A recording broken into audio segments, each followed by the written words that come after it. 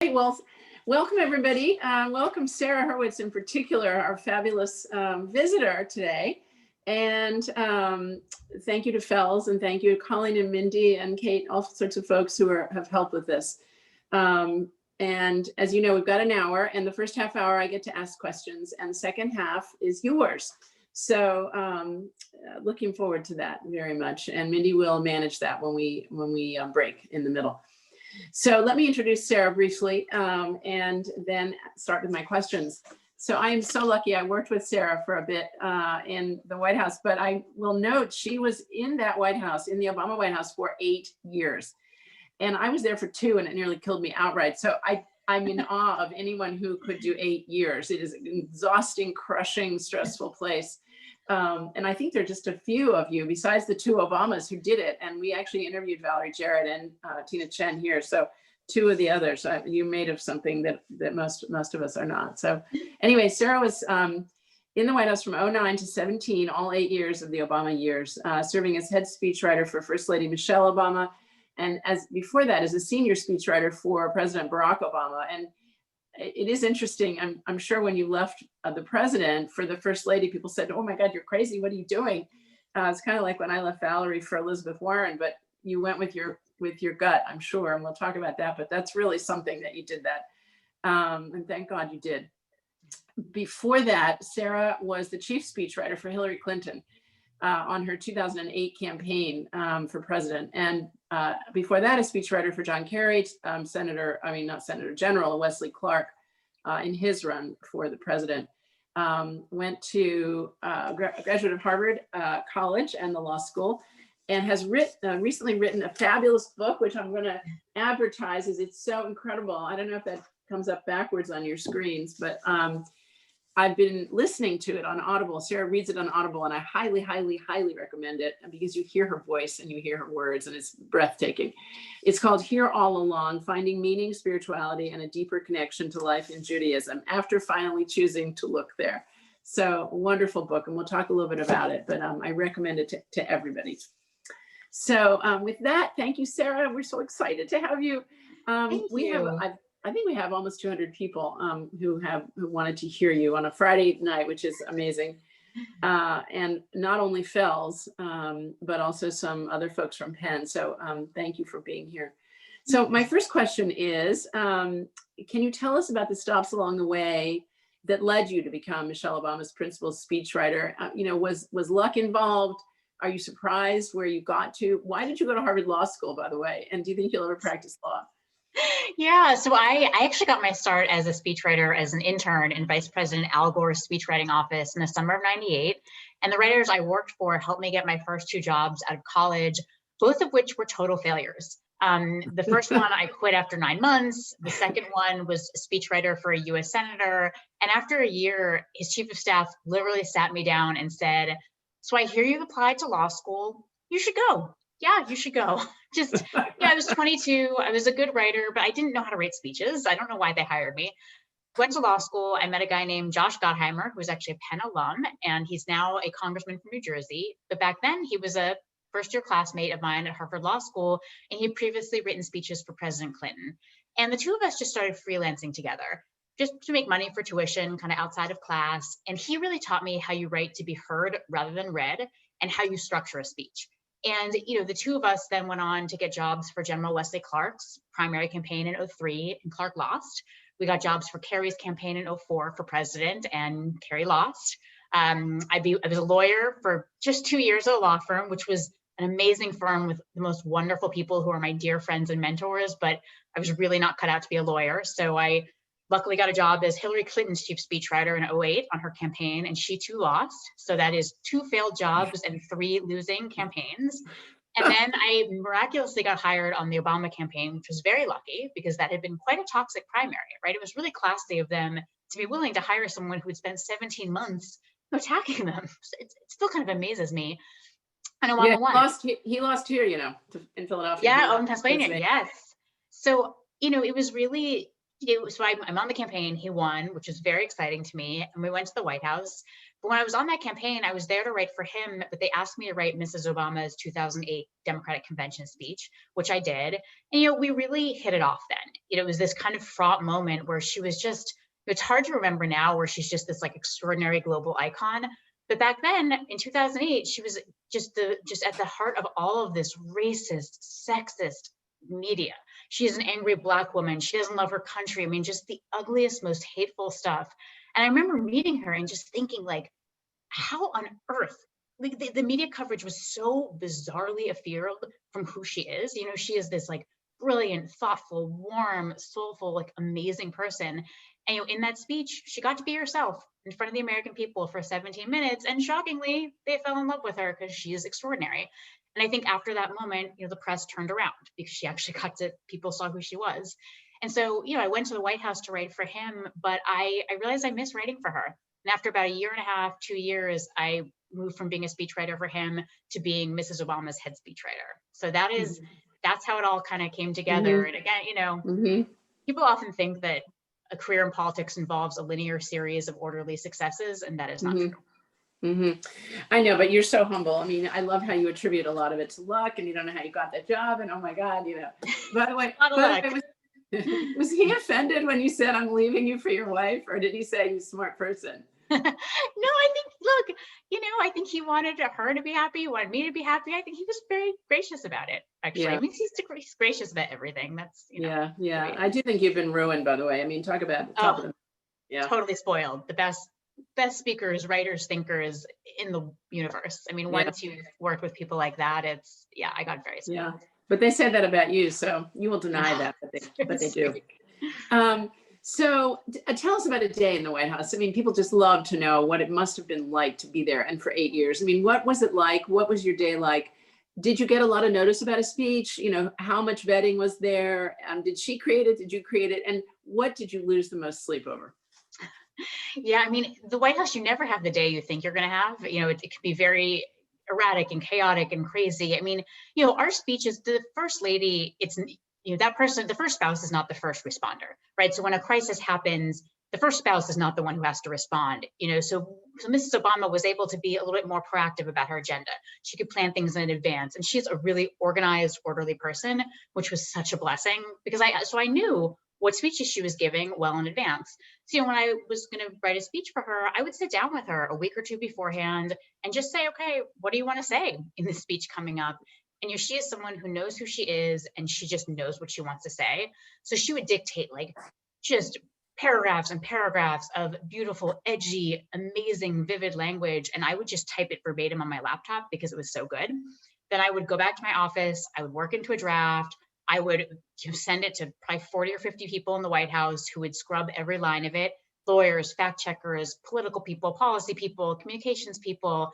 We were I think what kept me up most at night was a fear of getting something wrong in a speech. The thought that one of the Obamas would inadvertently say something that wasn't true, or that was inaccurate, or that was insensitive to the American people, that was unbearable to us as speechwriters and to all staffers. Like, that was so important to us that we always told the American people the truth, which I know sounds really quaint and sort of long ago and far away, but that was who we were and that's who they were.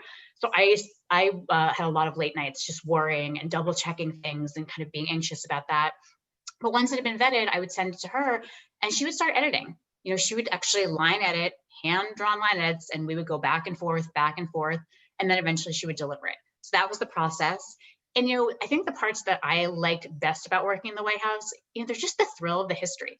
To walk by, this was like to walk by the Rose Garden, right? To walk by the red room and the green room and the blue room, just to see the most exciting, fascinating, inspiring people are always coming to the White House. So you'll walk down the hallway and there'll be some like extraordinary, some icon, and you're like, oh, is that, wow, it's so awe-inspiring.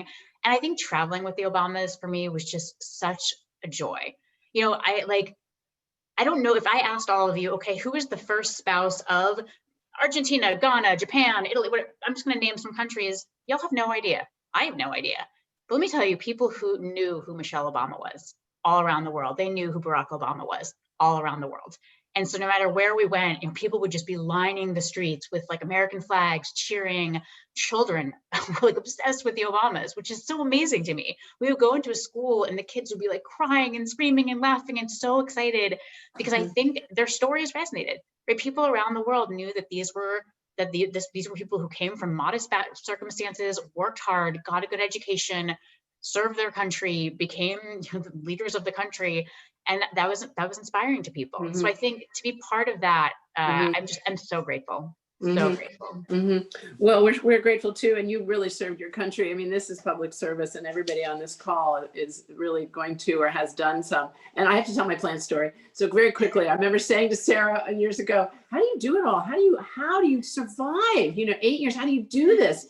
And and she said to me, "Elizabeth, I can't even keep a plant alive. I have no plants, but I see there is a plant. Is that a real plant?" Plants. I got these after I left the White House, actually. Yeah. I did, and I kept them alive. I mean, look, it's a snake plant, like you cannot kill. And I've got a lot of cacti and succulents. Let's not be crazy, I keep it real.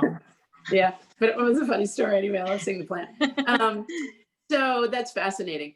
Can you explain? Okay, so you've said, and you said in your book too, about the difference between writing to be read and writing to be heard, and that you didn't know how to you didn't distinguish that, and your friend in the law school taught you, but also that tell us if it's something you think you can learn. I mean, you're so humble, but obviously you might have gotten better at it. Yeah, so writing to be read, writing to be heard, two different things. I'm just going to stop. I just said 2 sentence fragments, right? And no one on this call was thinking, well, that was not grammatical. Those were sentence fragments. However, if you read those in a piece of written English, you'd be like, oh, that's not grammatical. Like that needs to be fixed. That's a typo. And that's actually the difference between writing to be read and writing to be heard, right? When something is meant to be spoken and heard with the ear, it's okay to be ungrammatical. It's okay to use sentence fragments. What matters most is how it feels coming out of your mouth. So you don't need to worry, so it might look very strange written out on the page. That's okay. Don't worry about it. The question is, how does it feel coming out of your mouth? And that is, speech writing, I think it is something you can learn. I mean, I think you do have to be a good writer. You have to have that base of just being comfortable with words, being a good writer.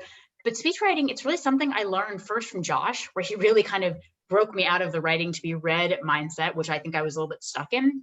And he also showed me how you structure a speech, right? How do you put the paragraphs in the right order? How do you have a logical flow and argument? He had a really good ear for both of those things. And then Mrs. Obama, I think, took me, to very much the next level, because she has the highest technical standards for speeches. Like every transition has to be perfect. The structure just has to be seamless. And it was like amazing. She could immediately hone in on wherever in the speech just wasn't working. And she was always very kind about it. She'd be like, okay, I think this part isn't quite right. Here's how we'll fix it. She was so lovely about it. But I was always like, whoa, she's right. I mean, she's right. Right. So I think when you apprentice yourself to good people, you actually can learn this. Yeah. Wow. So tell us what speeches you admire, you admired. I know I happened to be at the race speech, which was so incredible. And we knew at the race speech here in Philadelphia at the Constitution Center that he was at a crossroads and like it was make or break. And it like the pressure, you could just feel it in the room. And then, of course, when he sang Amazing Grace, that kind of thing, and then Michelle's amazing speeches at the conventions. Yeah. Like, what are your favorites? I mean, and who were your favorite speechwriters? Yeah. See, there's a lot of speeches I admire. I mean, I look at President George W. Bush's speech to a joint session of Congress after September 11, and I think that is a masterpiece. I think that is a phenomenally good speech. And I think his writers, Michael Gerson, David Frum, John McConnell, I'm really very impressed by these guys. And Frum and Gerson especially have been just passionate never Trumpers. And I think they have been doing some of the best writing over the past 4 years. So I'm a huge fan of those folks, and they're just lovely people, all of them. So I think, that speech I love. I love Peggy Noonan's speech after the Challenger space shuttle exploded for President Reagan. It's a beautiful speech that she basically wrote in a very short amount of time, which is quite impressive. That's an excellent speech. I also really like people who are, I'm really moved by a lot of young people today and how they speak. I think of Malala Yousafzai, the Pakistani girls' education activist. I think of Greta Thunberg, the climate activist. I think of, all of the students in Parkland, Florida, and all of their allies across the country. So I think some of the best speaking is actually coming out of the mouths of young people who are, they're fierce and they're visceral and they are not polished or kind of soundbitey. I hate sound bites. I hate them. I think they are stupid. The middle class is the middle of my priorities. Like, what are you talking about? That no one, you sound like a politician. I hate that stuff. And I see that young people kind of don't do that. And I really just appreciate that. So I think those are the folks that I tend to really admire. Fascinating.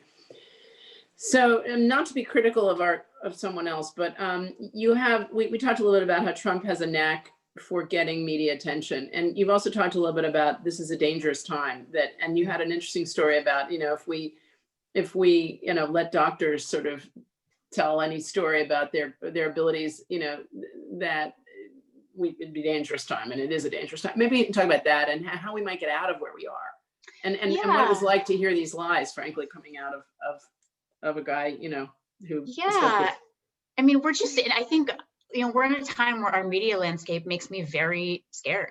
I think that, back however many years ago, there was a pretty small media landscape where there were a lot of gatekeepers who, did basic fact checking, right? And look, I don't want to overstate this, right? There were tabloids, there was yellow journalism. There were certainly problems with those old gatekeeper models and that they kept out a lot of diverse voices, and that's hugely unacceptable. So let's not idealize this. I really want to be careful about that. But I do think having good gatekeepers is important. And, right now people can go out there, a president can go out there and just tell outright lies, and it's not checked, right? I mean, you have a few mainstream media responsible people checking it, but a president can just leap right over those folks and go straight to social media, which is kind of designed to spread the stuff that is most sensationalist, most outrageous, that causes the most anxiety and anger and fear and prejudice.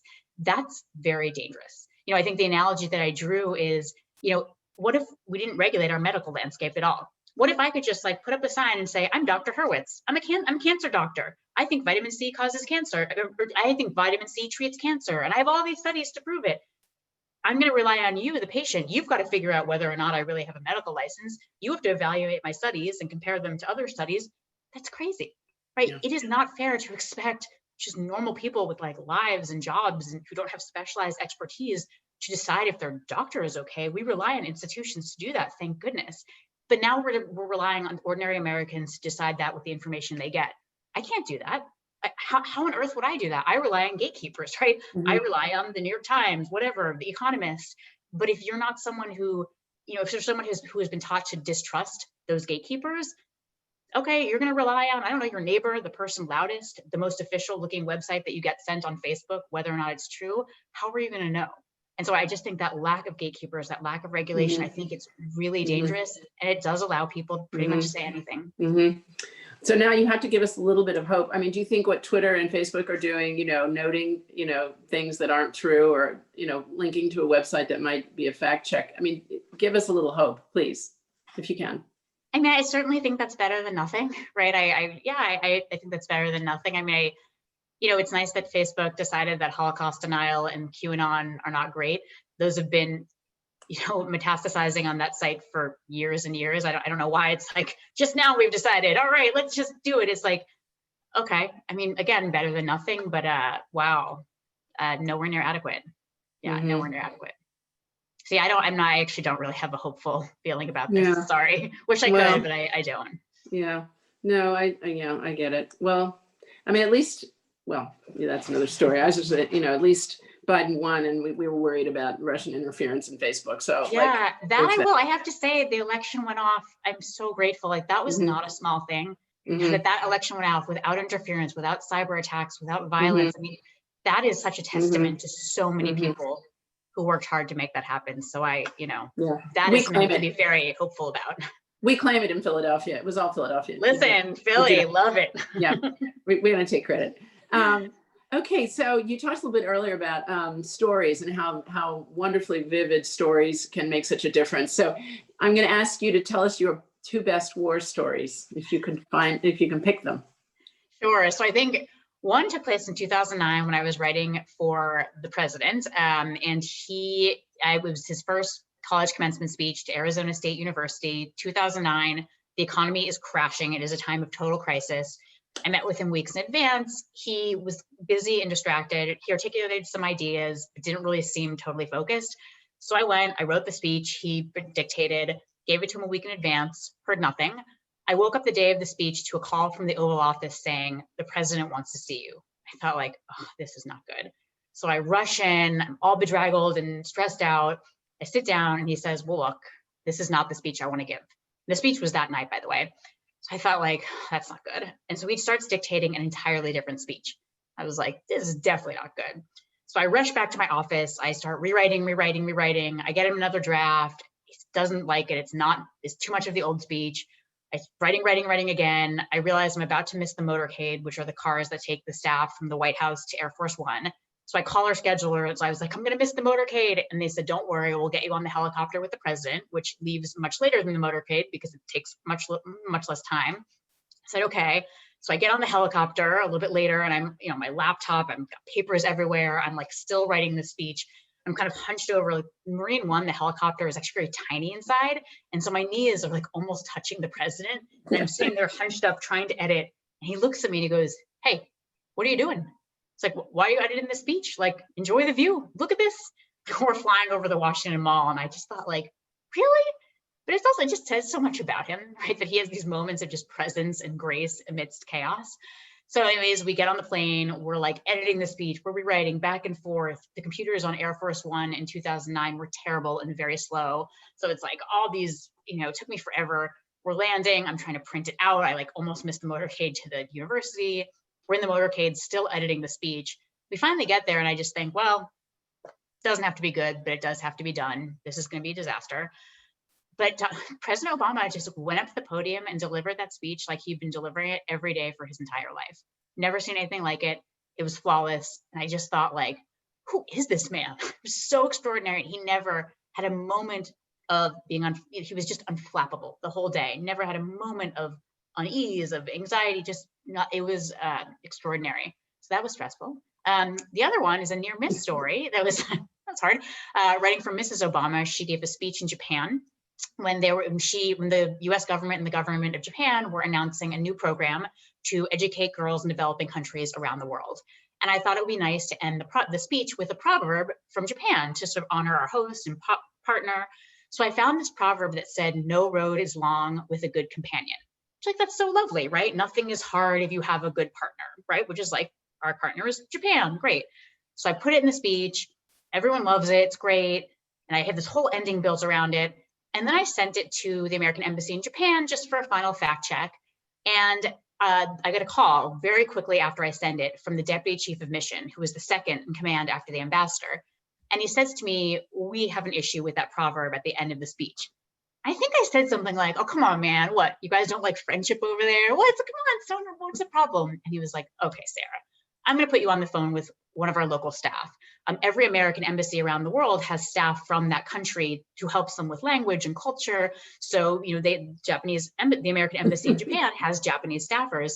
So this Japanese woman gets on the phone and she says, Sarah, listen, I understand that you think that this is a lovely proverb about friendship, but you need to understand that in Japanese culture, this is understood to be a proverb about suicide. I thought like, you've got to be kidding me. Like if we'd not checked that, she would have ended her speech talking about suicide, which like back then would have been like a week-long news. I mean, 2 weeks, that would have just been an endless media story. Now it's like, whatever, everyone's committing like 1,000 crimes, doesn't even matter, right? But back then, when like we were all so perfect and careful, that would have been a disaster. So yeah, still haunts my dreams. Yeah, so you would have lost your job. That would have been personal. Bad, wow. Very bad. That's a cool story though. What a cool story. Oh my God, Yes. It makes me nervous. So how about an inspiring story? Those are inspiring. Those are terrifying. How about inspiring? I will die. So inspiring story, I think it was actually, this is another commencement speech story. This is my last year in the White House. It was Mrs. Obama's very last college commencement speech. It was to the City College of New York. And when I found out she was doing this speech, I was very moved because when my family first came to America from Eastern Europe, they settled in New York City, as many Jews did. And my great-grandmother was so excited because they had 4 daughters and she learned about this city college system that accepted women, it accepted Jews, and it accepted people with no money. And that was my family. So that was her daughters. And so she was like, oh my God, my daughters can go to school. But then they actually left New York. They moved out of state. And my grandmother, who was one of those 4 daughters, that was something that she would just had regret about her whole life. She was someone, she loved politics. She wanted to go to law school. She wanted to be a lawyer. She wanted to go into politics and run for office, but she was not able to go to college or law school or any of that. And so that was just, even until when she passed away at the age of 99 in 2011, that was something that broke her heart. And so, it was really moving to me just 2 generations later to roll up to the City College of New York with the first African-American First Lady of the United States. Here I am, I have gone to college, I've gone to law school, I am a lawyer, I'm working in politics, I have fulfilled all of the dreams that my grandmother had, and I'm here at this school that she so yearned to attend, looking out at this audience of students who, students at City College, they come from 150 nationalities. They speak 100 languages. These are today's striving, dreaming immigrants sitting where my grandmother yearned to sit just 2 generations ago. And to hear Michelle Obama say, we are, immigrants have always made America great. Our diversity has always been our greatest strength. It just felt like a very moving, kind of coming full circle kind of moment. And I remember that day with a lot of pride and a lot of gratitude. Wow. Oh my, that's amazing. Lucky them, lucky you. Very lucky. So then you made this amazing sort of 180 when you left the White House and wrote this fabulous book. And I want to have another hour with you if we can later to talk about it, because it's just a spectacular book. Thank you. But why did you do it? It's so different. I mean, and you were writing in your own voice instead of really someone else's. How was that? How did that feel? Yeah, when I left, I think people were a little surprised I decided to write a book about Judaism as opposed to politics or speech writing or Michelle Obama. But, I grew up without much Jewish background, right? I went to boring services at my synagogue. I went to Hebrew school that I didn't like, had my bat mitzvah and thought I'm out. That's nothing to see here. I'm proud to be Jewish. I'm a, cultural Jew, but I'm not gonna do this. 25 years later, I randomly wound up, after a painful breakup, just looking for something to fill my time. I wound up taking an Intro to Judaism course at the local Jewish community center. It was not some spiritual journey. I was not looking for meaning. I was just very lonely and needed something to fill my time. And this class happened to be starting. So I thought oh, I guess I'll learn something about my heritage, whatever. And I was just blown away by what I found. There was so much wisdom about how to be human, about how to be a good person, how to lead a worthy life, how to find profound spiritual connection beyond the idea that God is a man in the sky who controls everything, which I do not believe. Fortunately, Jewish theology is also quite diverse and rich and sophisticated, and also gives you a lot more than that. And so I started reading and learning and studying and just thought wow, where has this been all my life? So I decided to write a book sharing what I thought were the most deep, insightful, edgy, radical, subversive, mind-blowing intellectual insights from Judaism. The stuff that's really relevant right now, the stuff that I think most changed my life, most helped me lead a much deeper life. I want to share that with others, whether you're Jewish, not Jewish, doesn't matter. Right? I've learned a great deal from other faith traditions, and I think I want to share what I've learned with other people. So it's been a lot of fun promoting it. I've just seen such a diversity of people like the book, which I didn't expect, right? Very religious Jews are this is for me. Very secular Jews are this is for me. Devout Christians are no, this book is for me. And angry atheists are no, actually, I think it's for me. So I'm all right, that was what I set out to do. So it's been a lot of fun. So I'm loving reading it because I feel very lucky. You spent, probably a couple of years doing this and researching it. And I get the pearls. I mean, we get the pearls of it in your book. So thank you for that. It's a beautiful book. Thank you. So my last question before we give this away to the students is, what is next for you? I mean, you've just how are you going to top any of this? It's so funny. Conan O'Brien once said in his speech at Harvard, class day speech at Harvard in 2000, he said, success is like a fine white tuxedo. Feels great when you put it on, but then you spend the whole time worrying about getting it dirty. And I think there's something kind of profound about that statement, right? Where it's the truth is I have no idea what I'm going to do next. I have an idea for another book, and I have been totally unable to write it for the past 8 months. And I don't know why. I'm just it's just not kind of happening. I'm well, this is not really happening to me. Generally, I want to do something and I do it and it's really cool and it's not working. So I'm okay, well, I'm going to have to find something else to do, or, find a different way to approach this book. And so I don't know what's next. I'm actually just in the process of trying to figure it out right now. And like, my message, especially to students, is like, that's okay. I think there is this real misconception that people who have interesting careers, they always know what they're doing, and they have this like orderly, linear series of successes that's all perfectly thought out. I mean, guys, like my first 2 jobs were disasters. I lost my first 3 presidential campaigns, right? I'm now in a period of my life where like, I have no idea what I'm doing, and like, that's okay. I think if you look at the careers of many people in politics, they're really littered with failures. They're littered with times of incredible confusion and being lost. It's like, that's okay.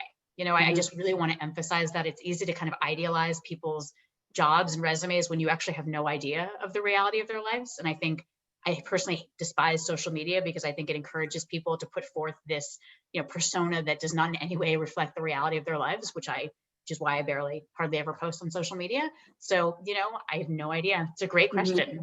Hope to figure it out sometime soon. Wonderful. Well, maybe the Bidens need you, but I don't think you're going to go and do that. They have plenty of great people working for them. A lot of terrific writers. Yeah. Well, you can read the president's new book. That'll take a little while. I am excited for that. He's a good writer. That's going to be good. So great. Well, thank you so much. I'm going to come back at the very, very end and ask one last question. But in the meantime, we're going to turn it over to Mindy, who's going to call on folks who put questions in the chat, I think. Yes, thanks very much. And that was wonderful.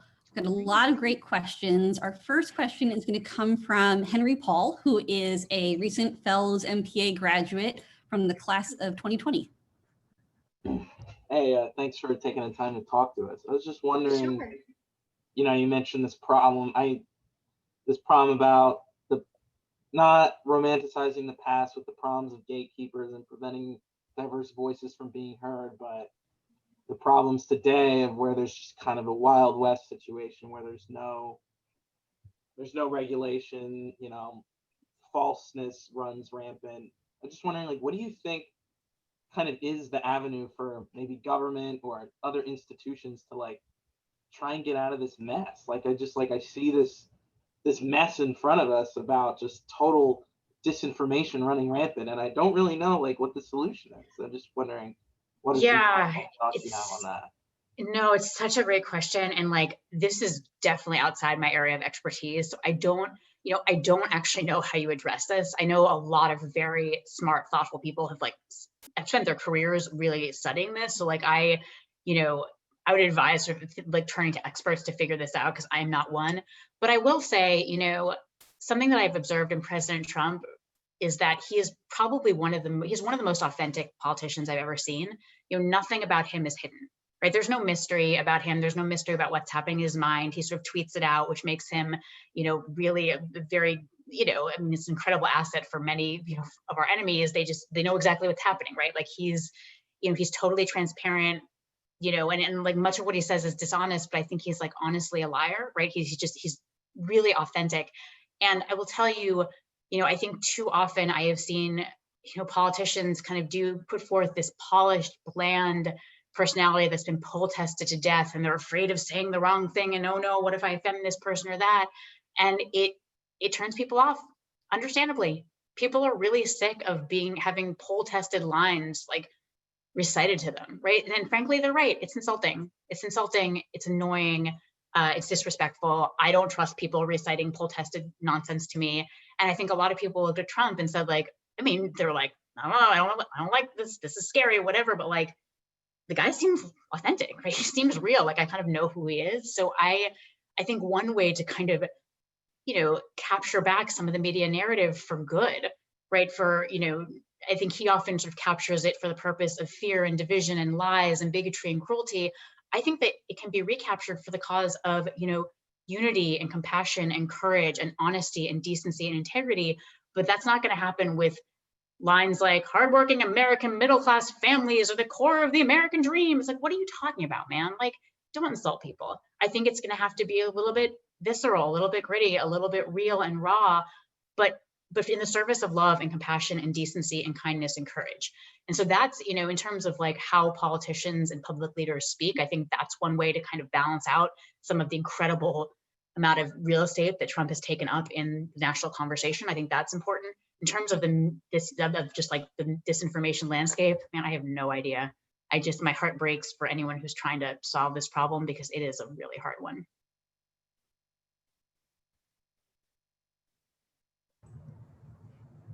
Thank you. Our next question is from Elena Tombridge, who is a full-time MPA student at Fels. Hi, Sarah. Thank you again for your time.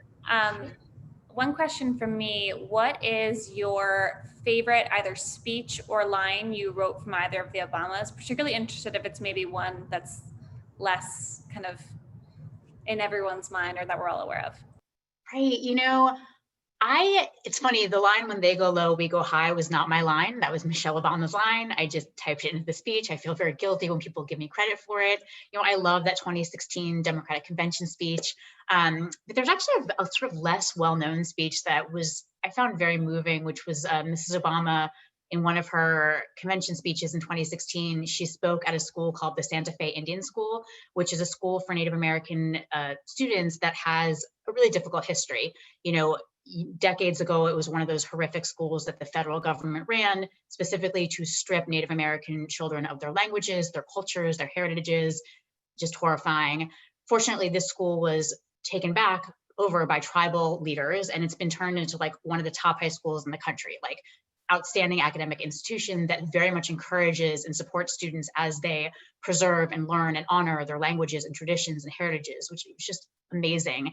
And so like, you know, I found it really moving to just research the school and to meet people there and to like listen to their stories, you know, especially because, you know, they were telling me things that there's, you know, one of the tribes that sends students to the school, like they actually have seeds that they've been passing down for 2,000 years. Like after each harvest, no matter what, through like famine and war and all these things, they would continue to pass down these seeds from generation to generation, which I just found very moving. And, you know, the day of the speech, just being there and seeing the first Black First Lady of the United States of America talking to this incredible group of young Native American students who were going on to colleges all across the country, who were so accomplished. You know, it was like this scene that the founding fathers just never could have imagined. Right? I mean, can you imagine like one of the men who signed the Constitution sitting there wondering like what on earth is happening? But I think it is actually very much the fruit of their labors, right? This is where, you know, with a lot of work and a lot of people editing and reinterpreting and fixing this document, work that needs to we need a lot of work to be done on that. You know, this is what can happen. And it was just quite moving to me to see that. Thanks so much. Our next question is from Andres Selin, who is a full-time MPA student at Fels. Thanks. And thank you again, Sarah, for being with us and speaking in such a genuine way. So my question is, did you notice ways in which Michelle Obama's voice changed throughout the Obama presidency? That's a great question. You know, it's funny. I'm sure it did, right? Like, I'm sure it evolved over the years. I mean, that would be, no one really stays the same. I mean, I don't think any of us speak the same way that we did 8 years ago. I think being there the whole time, I probably wouldn't have necessarily been able to notice it. But I also think there was a real consistency to her voice because she's just someone who is so relentlessly authentic. You know, she like knows who she is. She knows what she wants to say. She's just allergic to being dishonest. Like that just, like she just can't do it. So she's always going to kind of be authentic. She's always going to say what she thinks is true. And so I think that's kind of a through line through the entire administration. Is just she kind of just said what she thought was true. And something I really admired about the way she took on the job as First Lady is that she insisted on doing it in a way that felt authentic. You know, I think there's so many people who have opinions about the First Lady should do this and they traditionally do that. And she listened respectfully to that. And she was like, I understand, but you know, here's how we're going to do it a little differently. You know, traditionally the First Lady helps host these very fancy cultural programs in the White House where like Yo-Yo Ma or the Alvin Ailey Dance Company or some like iconic performer comes or group comes to the White House and does a big fancy concert at 7 p.m. for big fancy people and very fancy. And she was like, yeah, that's nice. We'll keep doing that. But I'm going to insist that those performers come 10 hours earlier and do a day-long workshop with kids from, you know, inner city schools in DC and across the country who never dreamed they could come to the White House. She's like, that's important to me. I want kids to understand that I want them to run around this place and feel like they own the place. I want them to feel like this is their house, because it actually is. Right? Like their families actually pay for this house, so it is their house. And so then, you'd walk through like the East Wing and the residence, and there'd be like little like ballerinas sort of like running through, or little kids like, dragging a cello, or, it was lovely, right? And these kids were running around like they owned the place. And that was a way that she kind of put her spin on it. So I just saw her doing that throughout the 8 years, and it was really awesome to watch. That's great. Our next question is from Gabby Hartney, who is a Fels MPA student. Hello, thank you for coming out to talk to us tonight. So my question revolves around like your time spent at the White House. Any amount of time is impressive, but 8 years is absolutely incredible. So if you could give like one piece of advice or like something that stuck with you, what would it be? Yeah, I have to say my first year and a half or 2 years with the president were much harder for me than the last 6 years with the first lady, because the president is the first responder to every crisis, right? That's a very erratic job. I found it very stressful because I just wasn't as comfortable in his voice as I was in hers. So I always felt like I was kind of stretching to like imitate his voice when I didn't really feel it. I didn't really hear it in my head. Whereas with her voice, I just felt more at home. So it's sort of like that was a real struggle for me. And so it actually got easier as the years went on. But in terms of advice, I think the best piece of advice actually comes from this writer, Gretchen Rubin, who wrote a book called The Happiness Project. And she talked about how she always thought she should read The Economist because that's what serious people did. And so she would like force herself to try to read The Economist, and it made her miserable. And what she really liked doing was reading children's literature. It was just really interesting to her. And finally, she just said, like, why am I doing this? Like when I read children's literature, I get inspired. It helps my writing. Like I'm curious about it, whatever. And she came up with this rule, which was like, be Gretchen. And I think, throughout my life, like I've often gotten caught up in like, what's the prestigious thing to do, right? Like, what's the thing that's most impressive on the resume? Where's the next Harvard? Where's the next A plus? Like what will look good to other people? And that is a recipe for a pretty tough life, right? That kind of life, it gets thin, it gets kind of hard. You sort of feel like you're swimming against the current of your life in some ways. And I've sort of learned to just over the years, just like be Sarah, where it's like, okay, people are confused as to why I'm moving from the president to the first lady. That's a strange career trajectory. People don't do this, but I don't care. Like, I actually just want to go where I really feel like I am at home in the person's voice. And by the way, that turned out to be just to make me much more successful. If I'd stayed writing for him, I would have been a pretty mediocre writer for him, but I could be a really good writer for her because that was actually swimming in the current of my life. And I think I've done that again and again. Like in law school, my third year of law school, I basically moved to Arkansas to work on a campaign and flew back for exams. Like no one thought that was a great idea. But like, I just knew if I stayed on this path of just being a lawyer, like it's a great path. It's a prestigious path. It's an amazing path, but it's not my path. And I think even leaving the White House, right? A lot of people were like, write Michelle Obama's memoir, write for celebrities, make all this money. And I just like, I knew that was impressive, but like, it wasn't my path. And I think being able to discern that has been like the hardest thing I've done because I'm such a gold star getter. I want the A, I want the thing that's safe. I want everything to be okay. I don't like risks. I do not like risk. But I think what I've learned is that, oftentimes I focus so much on like the risk of doing the thing that seems unusual or different, but I don't focus on the risk of doing the safe thing. Because often the thing that seems safe is kind of soul crushing. It's kind of deadening. It's kind of, it's safe for a reason. And so I think when you think about risk, you have to really evaluate very carefully the risk of not doing the risky thing. And you have to just say like, am I swimming against the tide of my life or with the tide of my life? All of that said, look, there are life realities, right? There are financial realities, there are family realities, there are COVID realities. Like you can't always do what you want all the time. There's a lot of stuff I'd love to be doing right now that I can't do because it's not safe. That's okay, right? Maybe you're swimming against the current of your life for 10 years while you pay off your student loans or while you take care of a parent or a spouse or whatever. That's okay, right? There's time in life, God willing, like life is long. So I think that you can think about these things in kind of a long frame, but I think keeping in mind that overall sense of like trying to just swim in the current of your life, I think is helpful. Thanks, that's great advice.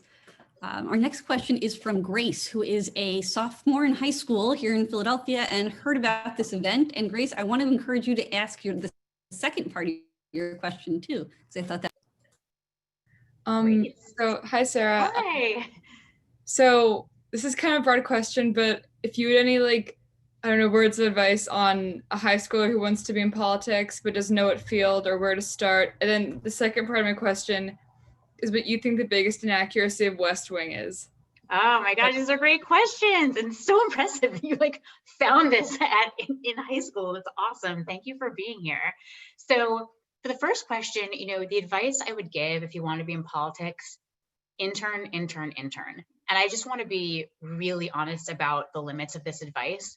Like, most people can't take it. Most people can't take it. It is too expensive because most internships are unpaid.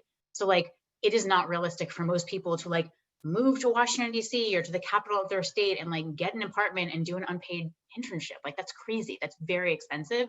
So when I say this, I don't actually mean that necessarily. Like, you can actually intern for someone in your local community, right? Is there like a city council person? Is there a town council person? Is there a mayor? Is there, I mean, frankly, like, is there, you know, someone not muted? I don't know. Okay. Is there, you know, like, is there someone in your community that you can work for and you can still live at home, or if you're at school, you can still continue your classes at school, you know, even if it's just 5 hours a week.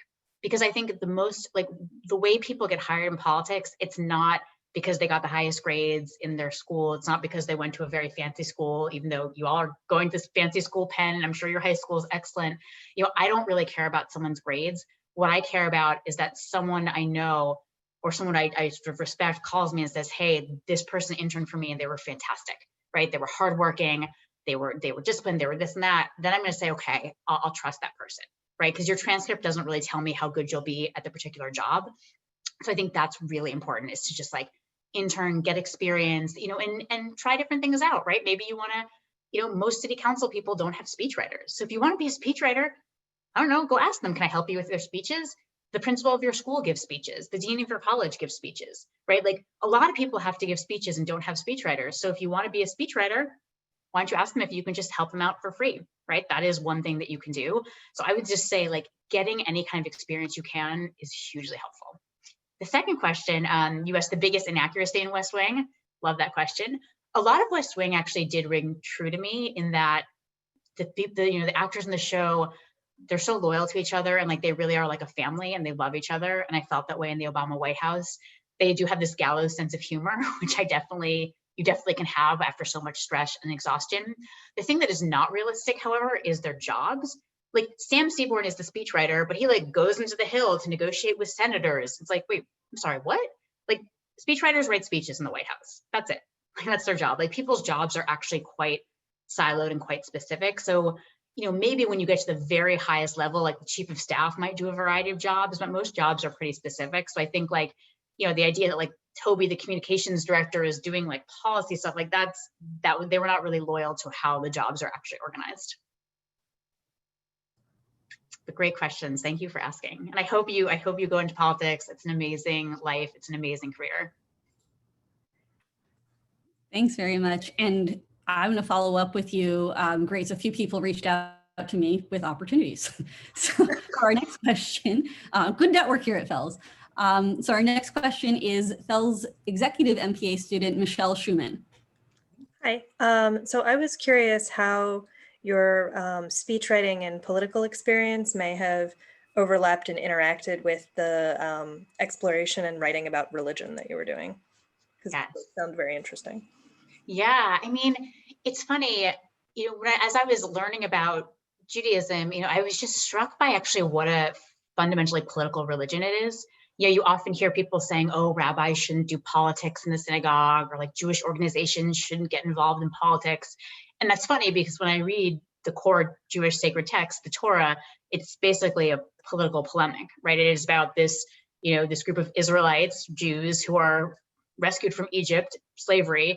They're sort of taken out to the desert, assembled around a mountain, and this God basically says to them, your mission is to create a society that's the exact opposite of Egypt, a society that doesn't worship emperors or pharaohs or kings, but that's really focused on caring for the most vulnerable, right? For the widow, the orphan, the stranger, the poor. And this document is like obsessed with income inequality. It's obsessed with poverty. It's obsessed with how we treat the immigrants who are they're called strangers in the Bible. It's like, love the stranger, for you were strangers in the land of Egypt. The stranger is the outsider. And so I thought, like, wow, this document very much kind of reflects a lot of the issues that I'm working on in politics. I also felt like, I wouldn't say that my Judaism changed my values. I think my values kind of stayed the same, but it did actually help me better articulate my values. And I think, what I take to be the core animating insight of Judaism is this idea that we're all created in the image of God, which, like, whether you believe in God, don't believe in God, it really doesn't matter. You can be an atheist and still appreciate the meaning of this phrase, which, as a rabbi named Yitzhak Greenberg puts it, this idea of being created in the divine image, it's understood to mean that each of us is infinitely worthy, can't put a price on a human life. We're all totally equal. None of us is better or worse than anyone else fundamentally. And we're each fundamentally unique, right? There's no one else like us on this planet. And that idea, it might seem obvious, but like, it's actually quite radical. None of us actually believes that, right? Like, how many of us have walked by someone on the street who said, like, can you spare $1? And we've either said, oh, I'm sorry, not today, or we've given the person $1 and just kept on walking. But if that person had been like a celebrity, we would have stopped and been like, whoa, celebrity, amazing. Like, we don't value someone struggling and a celebrity the same way. We just don't. We value people based on their wealth, their status, their fame, their retweets, their beauty. And so it's this radical idea at the heart of Judaism. And I think that again and again, I kind of saw that idea being played out in every speech I wrote. Every speech I wrote was basically making the point that, we are all infinitely worthy and equal and fundamentally unique. However it was, like, that argument was being made.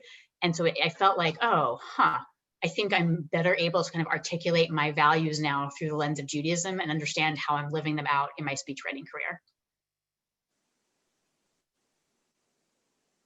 Thank you for the question. Thanks. Our next question is from Josh Darfler, who is an executive MPA student here at Fels. Hi, thank you so much for joining us today. And your book is now on hold at the library for me, so I'm very excited. Thank you. But my question was, you had said when talking about writing for Michelle, of sending out the speech to dozens of people to review them. And I was kind of interested if you could explore a little bit more between balancing, especially in crisis situations, making a meaningful message that's true, and then in non-crisis situations, making a true statement that's still passionate and, as you said, not tested in front of 10,000 different audiences. You put your finger on the central struggle of the speechwriter. This is, I think, the reason why the speeches were good in the Obama White House is because speechwriters were very empowered. There was a real understanding in the White House that, like, we knew the principals' voices. And if we said, this doesn't work, they're not going to want to say this, people said, okay. Right? People would kind of back off. But a lot of your role as a speechwriter, it's judgment, right? A lot of it is, because you're right, you get tons of edits, which are terrible, right? You have a policy person who's like, Mrs. Obama must say all 17 points of this policy. And I'd be like, it's a speech to high school students. Like, no, what are you talking about, right? So you have to basically discern when someone is actually making an edit that's important, and that's, stopping you from causing a problem or a legal issue or correcting a fact, and when they're just kind of imposing their own personal thing onto you. And that's hard. I think I was one of the speechwriters who was a little bit more easily persuaded by other people because I'm so anxious about making a mistake. I think my colleagues were often more confident about being like, thanks so much, LOL, smiley face, ignoring that edit, whereas I would like argue with the person. I think what I came to realize, I would often say, I would get an edit where someone would redline in some paragraph of nonsense, and I would call them and be like, what's the problem you're trying to solve here? And they would say, okay, the problem is this. And I'd be like, great, let me just noodle on some language and I'll send it to you. And I would solve their problem, but with good language. And that's kind of how I work that out a lot. In crisis situations, this has to be done really fast. And, people understand that, and like, people are responsive. I love the people I worked with, were so talented and so good. So like, they got it, they'd review quickly. I remember one time during the financial crisis when I was writing for President Obama, I was like walking through the hallway of the West Wing, just like taking a stroll. And David Axelrod, who was, senior advisor, he like pulls me aside. He's like, we need 10 minutes of talking points on rescission authority. Like the president's like, or no, we need talking points on rescission authority. The president's speaking in the Oval Office in 20 minutes, in the Rose Garden in 20 minutes. I was like, what? I'm like, what is rescission authority? He was like, I don't know, go figure it out. I was like, what? So I like ran to the National Economic Council, and we're like calling the Treasury Department, and all of these people are like saying all this jargon in my ear, and I just started screaming at them. I was like, speak English. Like, I can't understand you guys. And they finally did. It was like, and you know, I came up with the points, we gave it to them, it was fine. But I remember just thinking like, what just happened? I wasn't prepared for that. But you know, those policy folks, they dived in, they did it quickly, we figured it out. So it's a balancing act. It's not easy. Thanks. Our next question is from Elena Robinson, who is an education policy master's student at Penn. Great. Hi, Sarah. Thank you so much for joining us today. I really appreciate it. I also really appreciate hearing these really insightful stories that you're sharing from your time in the Obama administration, and also your really thoughtful advice too. I think it's really inspiring as someone who's interested in going into public service. My question is, what do you believe that your lasting legacy in public service is? Oh, wow, that is a deep question. What a great question. You know, I hope it would be that, you know, I played some role in supporting a really inspiring First Lady who I think changed the way a lot of people saw themselves and their horizons. Like, I think that would probably be my legacy more than anything else. I mean, it was really, you know, what I did, like, you know, that was her, right? Like, I was there and I was helping, but at the end of the day, it was her. You know, the Obama speechwriters, we always used to joke, like, no one thought we were geniuses before we were writing for the Obamas, right? We'd all written for people beforehand, and no one was like, none of us were known. And then we write for these people, and suddenly it's like, oh, you're so amazing. And not really, right? A lot of it was like getting to support these amazing people. But I hope that basically people remember, you know, I think such a great question. I really need to think about this. I don't feel like I'm giving a great answer, but I hope my legacy is that I played a small part in an administration that showed people the model of what a president and First Lady can be. I really feel like they were that. You know, you had 8 years, no scandals. You had people of impeccable integrity. You had people of such deep learning, such incredible intellect, such kindness and compassion and class. And they're people who really embodied the American dream. And I think showed us the very best of what Americans can be. And I think they really, like, I think of the number of parents I know who told me, like, I would just point to them on TV and be like, that's what you should aspire to. Those people, like, you're going to do what they did, like, get an education, give back to your community, be a good member of your family. Like, that's what you do. And I hope that the legacy is that a lot of young people watched them growing up and said, like, that's what I want to be. I hope they inspire people to think like, yeah, I can do this. And I think they set the standard for leadership and just for being a decent human being. And I think, you know, playing whatever tiny role I got to play in that, I hope that's my legacy. Thank you for that question. I'm going to think more about that because that's a really, it's a very profound question. Thank you. Should we have just one more, or should we have a couple more? I'm here. I'm not going anywhere. So whatever you guys want. It's a pandemic, guys. I'm not like going out tonight. There's no like, I'm not going to bars. I'm just home. So anything you wanted to ask is fine. Okay, Mindy, how about we do two or three more? Go ahead. All right, we're good. The next question is from Scott Reich, who is a lecturer at Annenberg, and he asked me to read the question for him. It's two questions. What is your biggest regret? And what is the most surprising thing you experienced working with the Obamas? Oh man, these are great questions. So I think for me, my biggest regret is that, you know, I really wish, and I don't know if this would help, but I think I was such a company kid in high school, so focused on like getting the A, getting into Harvard, doing the thing that was prestigious and safe. And it took me many years to break out of that.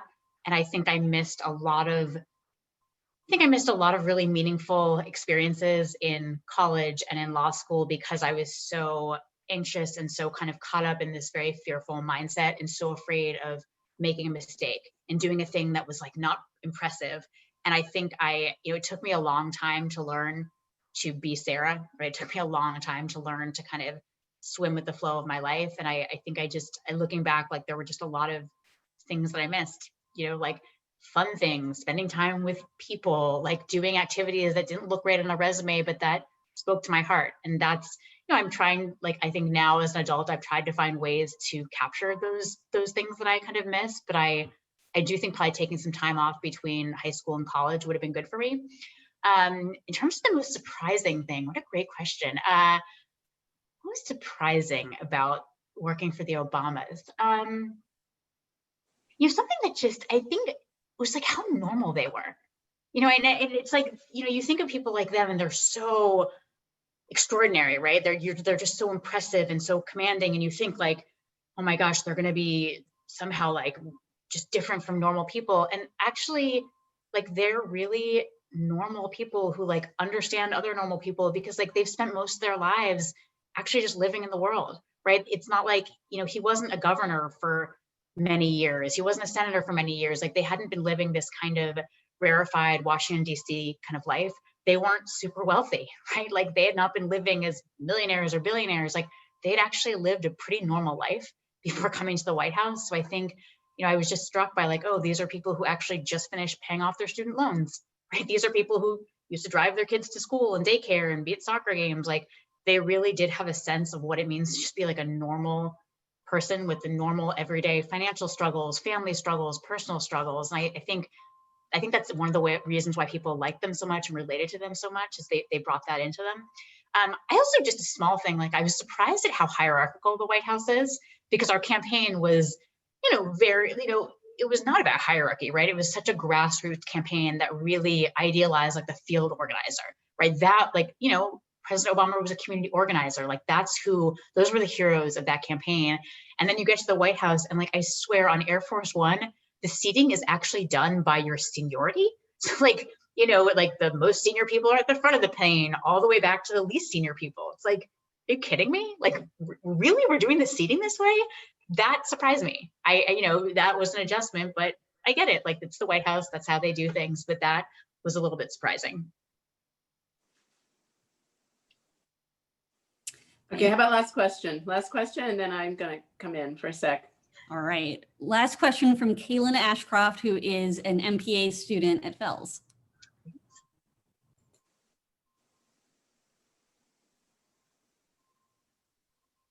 Sorry, my bad. 1 second. Kaylin might be muted. Thank you so much. Thank you. Sorry. Thank you, Mindy. Moderator Mindy. Thank you so much for speaking. So my question is, I think, let's say hypothetically that like the orator or a public speaker has a lot of power. And I think it's been shown historically, most like populists have been great orators. So you could make the argument that maybe the orator is more powerful than a nuclear bomb. I don't know. But either way, how can we teach this as like, how should we approach the teaching of public speaking, given it has so much power? Yeah, it's a great question. I think what's so important is that, public speaking and any kind of public, whether it's policy making or thinking about operational things or press or whatever it is, it really needs to be rooted in some kind of basic ethical values, right? There needs to be some basic moral and ethical grounding. And I think that what we have seen is that, our constitutional system relies a lot on norms, right? It relies a lot on people just being decent people. Guess what? The Senate doesn't have to confirm a single federal judge, but they do until recently, right? The president can pardon every single federal prisoner in America if they want to, but they generally don't. They generally use that pardon power. They generally use it well. There've been some exceptions until kind of recently, right? Like we've been relying for so long on the basic decency and integrity of our officials. And I think most of the time they've come through, not all the time, plenty of times they haven't, but most of the time, and that's now broken down. And I think we need to certainly fix our system. We need to tighten it up, right? Like this is a very old system that needs to be modernized and fixed, especially our electoral system. It is electoral college, not a fan. That needs some work, but more than that, I think that any education in public service, whether it's oratory or press or politics, whatever it is, I do think there needs to be a lot of thought about what does it mean really to serve the public? And what does it truly mean to be a public service servant? What are, I think a grounding in ethics is very important, right? I think people should have, policy schools should really give people a good grounding in ethics so that they kind of have a clear sense going in of what their lines are that they're not going to cross. Because I think you've seen a lot of people in the last 4 years who, they have this line and then it kind of moved and then it kind of moved and then it kind of moved and then it kind of moved. And, we're seeing things today that 5 years ago, we'd be flabbergasted by, right? It's just like, it would blow our minds, our heads would explode. And now we're like, oh, well, this is awful, but it's not shocking, right? Nothing is shocking anymore, nothing's surprising. And that is, I think, a failure of ethics. So I think you're right, like populists are often very good speakers and often they can be pretty dangerous. So some grounding in ethics is quite important. And by the way, those people don't get where they are alone.